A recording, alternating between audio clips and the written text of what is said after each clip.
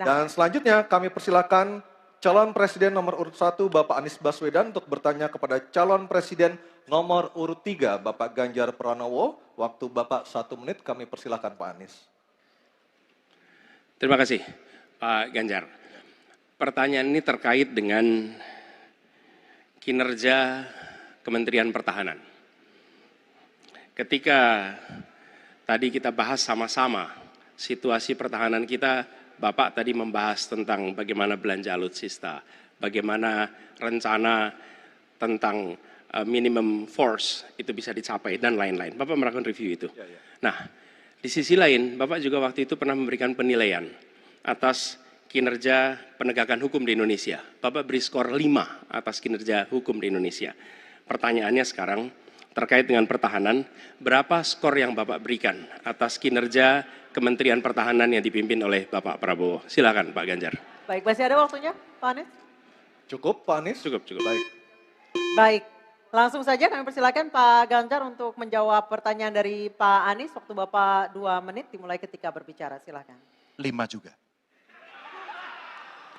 Saya punya datanya dan kemudian akan saya sampaikan.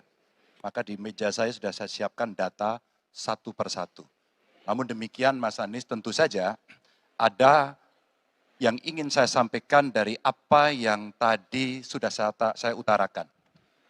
Ketika kemudian kita ingin membangun sistem pertahanan kita, maka dalam perencanaan kita tidak boleh gonta-ganti. Kita mesti ajak, mesti konsisten. Kedua, kita mesti mendengarkan betul-betul dari seluruh matra. Maka seluruh proses perencanaannya harus bottom up.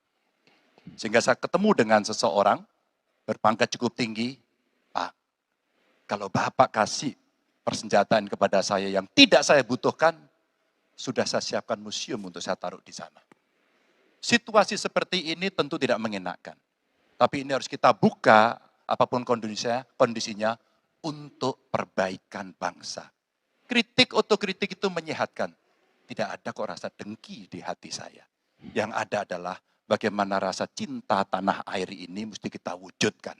Agar kemudian kita betul-betul bisa menjadi negara kuat di banyak area dan kita berbicara di dunia internasional disegani. Bung Karno pernah menyampaikan itu.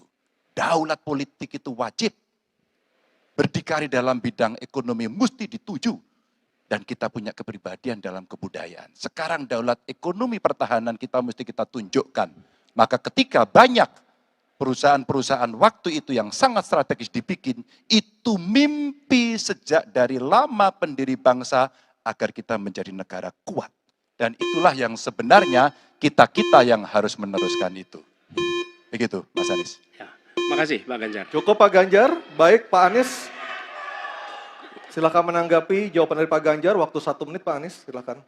Jadi TNI, tentara kita, polisi kita, semua bekerja luar biasa di lapangan. Kita harus berikan rasa hormat dan terima kasih. Karena mereka mengerjakan hal-hal yang sulit, hal-hal yang berat. Tapi sisi kebijakan menurut saya lebih parah. Kenapa? Di era Pak SBY, kenaikan gaji terjadi 9 kali. Selama era ini hanya bernaik gaji 3 kali dan akan naik nanti tahun depan. Karena menjelang pemilu mungkin naik gajinya. Tapi di sisi lain, kesejahteraannya tidak dipikirkan dengan serius. Tukin hanya 80%. Lihat Kementerian Keuangan, lihat Kementerian PUPR. Menteri-menterinya mengusahakan peningkatan tukin di mereka. Lalu kita lihat tadi alutsista yang bekas, yang itu resikonya adalah keselamatan dari TNI kita. Mereka bekerja keras menjaga setiap jengkal tanah Republik ini. Tetapi mereka tidak didukung dengan policy. Karena itu menurut saya skornya justru di bawah 5 Mas Ganjar. Kalau 5 itu ketinggian Pak Ganjar. Terima kasih Pak Ganjar. Baik, waktu habis Pak Anies. Pak Ganjar silakan jawab pertanyaan dari Pak Anies. Waktu Bapak 1 menit. Silakan Pak Ganjar. Mas Anies gak usah takut. Disebut aja angkanya berapa gitu loh. Kayak saya gitu loh. Jangan di bawah 5, sebut aja berapa. 11 Mas, dari 100. Oke. Ini sedikit ngajari kendel Mas Anies biar berani. Apa yang kemudian saya lakukan dari jawaban saya untuk membela para TNI kita? Saya bersama mereka. Saya mendengarkan, saya berkeliling Indonesia, saya mampir bertemu di rumah-rumah mereka, di asrama-asrama mereka. Maka kami tidak mau kalau kemudian mereka, mohon maaf, bertempur dan mati sia-sia. Saya tidak rela. Maka itulah yang saya bela. Maka perencanaan bottom up itu betul-betul sebuah perencanaan yang mereka inginkan, mereka harapkan, dan mereka bisa menggunakan dengan sangat efektif.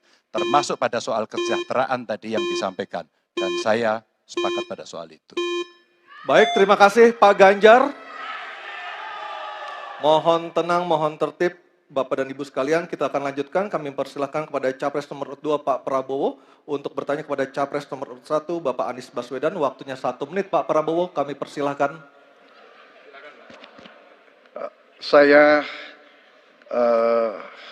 cukup kaget karena beberapa hari yang lalu calon wakil presiden Bapak menyampaikan bahwa negara kita tidak dalam keadaan perang, sehingga untuk apa kita harus beli alat-alat perang. Tapi hari ini Bapak mengatakan Bapak setuju dengan kenaikan anggaran 1-2%. Jadi itu saya minta ketegasan. Yang kedua, ya sekali lagi data-data yang Bapak pegang adalah keliru, dan juga Pak Ganjar tadi juga banyak kelirunya. Saya sangat transparan, dan semua partai yang mengusung Bapak, Profesor Anies, mendukung APBN, berarti mendukung program saya. Termasuk PDIP di Komisi 1. Waktu habis Baik, Pak waktu Prabowo. habis. Baik, Pak Anies silakan untuk menjawab pertanyaan Pak Prabowo, waktu Anda 2 menit. Silakan. Ya, jadi kita butuh pertahanan yang sesuai dengan ancaman nyata yang ada di depan kita. Ancaman ini dirasakan oleh siapa? Dirasakan bukan saja di dalam batas-batas teritorial, tapi juga di keluarga. Bagaimana ancaman atas penipuan online, bagaimana ancaman atas peretasan, bagaimana ancaman atas judi online, bagaimana ancaman-ancaman terorisme. Itu semua membutuhkan perhatian. Jadi bukan memutuskan untuk belanja alutsista berdasarkan selera dan berdasarkan preferensi masa lalu, tapi justru harus mencerminkan kebutuhan masa depan. Inilah yang menurut kami penting. Ya, anggarannya perlu kita tingkatkan, tapi jangan keliru. Ancamannya juga mengalami pergeseran. Jadi itulah sebabnya mengapa kita melihat perlunya ada strategi yang baik. Supaya apa? Supaya kekuatan yang kita miliki mereka bisa bekerja dengan optimal, tidak sia-sia.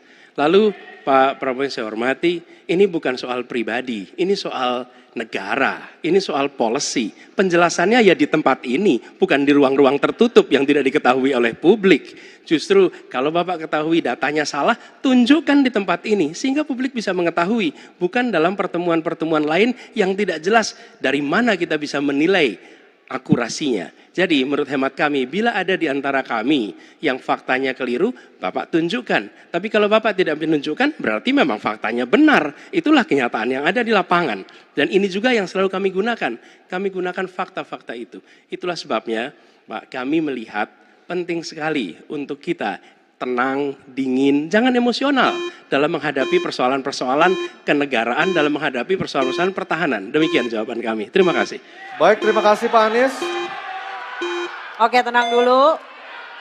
Tenang dulu. Mohon tenang Bapak dan Ibu, mohon tenang supaya kita bisa mendapatkan intisari dari jawaban maupun pertanyaan dari ketiga capres kita ini. Dan kami persilakan Pak Prabowo untuk menanggapi Pak Anies dalam waktu 1 menit Pak. Kami persilakan Pak Prabowo. Pak Anies. Saya tidak bicara tertutup, saya bicara di Dewan Perwakilan Rakyat, Komisi 1, di mana semua partai yang mengusung Bapak hadir dan menyetujui yang saya ajukan. Jadi, dan juga sekarang waktunya nggak ada, jadi saya mengundang kita bicara terbuka. Terbuka, silakan. Tapi saya ingatkan, Bapak cinta atau tidak dengan negara ini? Masa kita mau buka semua kekurangan kita, semua masalah kita buka di depan umum? apakah itu pantas? Di negara yang baik, di negara maju, masalah rahasia ada, Profesor. Jadi bohong, saya tidak minta tertutup. Saya terbuka, Komisi DPR terbuka. Baik, waktunya habis. Semua partai ikut. Waktu habis Pak Prabowo, waktu habis. Kami persilakan Pak. Mohon tenang. Tenang Hadirin, dulu, mohon tenang dulu, kita lanjutkan. Supaya pemirsa di rumah juga bisa mendapatkan intisari dari acara kita malam hari ini. Mohon tenang, mohon tenang. Silakan Pak Anies untuk memberikan tanggapan atas pernyataan Pak Prabowo. Waktu Bapak 1 menit. Tidak ada yang perlu dirahasiakan. Bapak Presiden menyampaikan, Bapak punya lahan lebih dari 340.000 hektar, sementara TNI kita, prajurit kita, selebih dari separuh tidak punya rumah dinas. Itu fakta, tidak perlu dibicarakan secara tertutup. Itu kekurangan yang harus kita perbaiki. Dan ketika tadi Bapak mengatakan, Bapak akan meningkatkan kesejahteraan. Pak, Bapak ini sudah Menhan selama 4 tahun, hampir 5 tahun. Bukan calon Menhan. Jadi harusnya menunjukkan inilah yang sudah saya kerjakan. Bukan mengatakan apa yang akan dilakukan. Nah saya menyampaikan, bila saya ditugasi maka kenaikan gaji dilakukan tiap tahun. Maka perumahan prajurit TNI dipastikan dibangun. Sehingga mereka tidak perlu ngekos, tidak perlu mereka sewa. Dan mereka bisa tenang. Mereka diminta mempertahankan setiap jengkal, tapi kita tidak memberikan tempat tinggal bagi mereka berdinas. Itu tidak benar, itu harus dikoreksi. Baik, waktu habis. Terima kasih Pak Anies. Mohon tenang Bapak dan Ibu, mohon tenang, mohon tenang, mohon tenang. Tenang dulu yuk Mohon supaya kita tenang, bisa Bapak dan lanjutkan Ibu. acaranya. Mohon tenang dulu. Mohon tenang. Mohon tenang menjaga ketertiban, kita berikan hak yang sama kepada 3 capres kita, mohon tenang, mohon tenang. Dan kita akan memasuki sesi tanya jawab yang terakhir, yakni calon presiden nomor urut 3 Pak Ganjar Pranowo dan calon presiden nomor urut 2 Bapak Prabowo Subianto untuk saling tanya jawab dan menanggapi. Dan kami silakan Pak Ganjar untuk bertanya kepada Pak Prabowo, waktu Anda 1 menit, silakan Pak Ganjar. Terima kasih. Pak Prabowo, saya senang sekali Bapak memantik saya, data saya tidak benar. Silakan bantah data saya hari ini Pak. Dan saya izinkan kalau ada staf mau bantu, silakan berdiri di sebelahnya. Izinkan. Pak, Global Peace Index kita menurut sumber Institute for Economic and Peace kita turun Pak. Kalau mau di close up boleh. Silakan. Saya bawakan ini dari rumah. Mari kita bicara data yang benar. Global Militarization Index kita sumbernya Bonn International Center for Conflict Studies turun. Semua skornya ada. Kapabilitas militer kita, ini dari Law Institute Asia Power Index, turun. Proporsi anggaran pertahanan kita sumbernya IISS Military Balance Plus turun. Pak Prabowo, saya mau bertanya kepada Bapak, termasuk kemudian capaian MEF kita hanya 65,49% dari target 79%. Mengapa terjadi penurunan dan apa solusinya? Waktu habis. Pak Prabowo silakan untuk menjawab pertanyaan dari Pak Ganjar, waktu Bapak 2 menit silakan. Jadi Pak Ganjar, saya sudah buat rencana, tetapi yang menentukan termasuk Menteri Keuangan. Dan masalah yang kita hadapi, tolong ya, saya memang sudah jadi Menteri Pertahanan 4 tahun, tetapi kita diganggu oleh COVID 2 tahun, di mana terjadi refocusing. Jadi banyak yang kita ajukan tidak disetujui oleh Menteri Keuangan. Jadi sebagai seorang menteri, sebagai seorang team player, saya harus loyal. Jadi ya saya tidak banyak bicara di depan umum. Ya. Tapi data-data yang Bapak ungkapkan masalah pesawat bekas, ya. Saya ingatkan Bung Karno waktu menghadapi Irian Barat, seluruh alatnya bekas. Pak Ganjar, Bung Karno, seluruh pesawat terbang, kapal selam, cruiser, destroyer, semuanya bekas. Ya. Jadi kita juga masih pakai banyak sampai sekarang pesawat bekas. Jadi banyak data Bapak, mungkin niat Bapak baik, tapi mungkin tim Bapak, staf Bapak itu keliru memberi masukan. Ya. Jadi dalam alat perang, saya katakan, bukan baru dan bekas, tapi usianya. Usianya, kalau pesawat flying hours, ya. Dan tentunya kita pasti mau yang terbaik untuk prajurit kita, ya. Tapi kita harus loyal kepada yang lebih besar. COVID, ada krisis Ukraine, pangan naik, BBM naik. Waktu habis Pak Prabowo, terima kasih. Kami persilakan Pak Ganjar untuk menanggapi jawaban dari Pak Prabowo. Waktu Anda 1 menit, mohon tenang. Maaf, kali ini Bapak tidak menjawab sama sekali pertanyaan saya, Pak. Saya pengen data yang Bapak katakan salah, data pertahanan Anda ini, Anda pertahanan saya, silahkan Anda bantah di sini. Bapak tidak mampu membantah dan Bapak menjelaskan pesawat bekas. Saya tidak pernah berbicara pesawat bekas dalam pertanyaan saya. Minimal saya bertanya, tadi kalau Bapak, maaf, mendengarkan terakhir, capaian MIF kita hanya 65,49% dari target 79%, dan ini mengkhawatirkan karena akhir tahun ini sudah harus selesai. Bapak juga tidak menjawab. Jadi artinya sebenarnya apa yang Bapak jawab dari seluruh pengelolaan pertahanan yang ada di Indonesia ini? Sungguh-sungguh saya meragukan itu karena data ini kemudian Bapak tidak mampu membantah di sini. Bahkan saya sudah memberikan ruang terbuka, kalau ada staf yang bisa membantu silakan berdiri di sini. Staf saya, oh Anda mau bilang angkanya silakan naik ke sini. Akan saya tunjukkan kalau Anda mau membantu. Terima kasih. Baik, terima kasih Pak Ganjar. Oke, tenang dulu. Tenang dulu. Kami persilakan Pak Prabowo untuk tanggapan dari pernyataan Pak Ganjar. Waktu Bapak 1 menit, silakan. Ya, jadi begini, yang Bapak ungkapkan itu, saya bisa bantah, waktunya tidak cukup. Saya siap berjumpa dengan Bapak, mari kita bahas satu persatu akan saya buktikan. Saya butuh hari ini, Pak. Nggak bisa, saya tidak dikasih waktu. Jadi Anda tidak fair, Anda minta saya kasih penjelasan yang begitu rumit, tapi waktu saya terbatas. Jadi saya transparan, saudara. Dan yang saya katakan, kalau kita bicara MEF itu mulai dari berapa periode yang lalu. Ya, kalau kita mau buka-bukaan, Menteri Pertahanan sebelum saya, apakah tidak juga berpengaruh?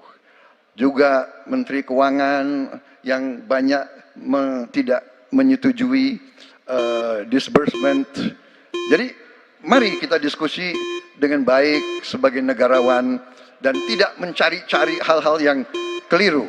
Waktu habis Pak Prabowo, terima kasih. Kita berikan apresiasi untuk ketiga calon presiden kita.